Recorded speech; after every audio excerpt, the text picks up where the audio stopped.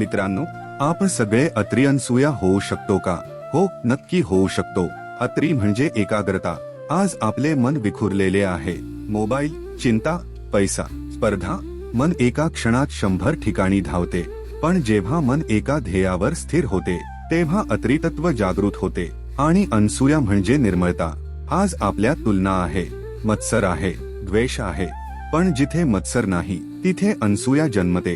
गुरुचरित्र सांगते, मन अत्री झाले, हृदय अनसूया झाले की दत्त जन्मतो. मित्रांनो, दत्तात्रेय म्हणजे बाहेरचा देव नाही, तो अंतःकरणातील आत्मज्ञान आहे. साधनेचा मार्ग. जर आपल्याला दत्तकृपा हवी असेल तर 3 साधना आवश्यक आहे. 1. शुद्ध आहार. 2. सत्य आचरण. 3. गुरुस्मरण. अत्री अनसूया यांचे जीवन हेच सांगते. साधना म्हणजे बाह्य कष्ट नव्हे तर अंतर्मन शुद्ध करणे. दत्तभक्ती म्हणजे संभाव, करुणा, वैराग्य. दत्तभक्ताचे लक्षण. गुरुचरित्र सांगते, खरा दत्तभक्त कसा असतो? जो सर्व प्राण्यांमध्ये दत्त पाहतो, जो अपमानातही शांत राहतो, जो लोभ सोडतो, जो गुरुचरणी समर्पित असतो. मित्रांनो, दत्तभक्ती म्हणजे चमत्कार मागणे नाही. दत्तभक्ती म्हणजे स्वतःचे परिवर्तन. दत्तात्रेयांचे तत्वज्ञान.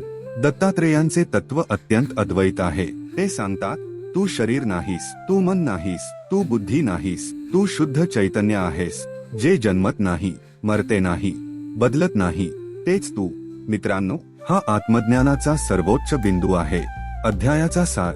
या अध्यायात आपण पाहिले अत्री अनसूया तप, त्रिदेव प्रसन्न, दत्तात्रेय अवतार, वैराग्य जीवन, 24 गुरु तत्व आणि मुख्य बोध.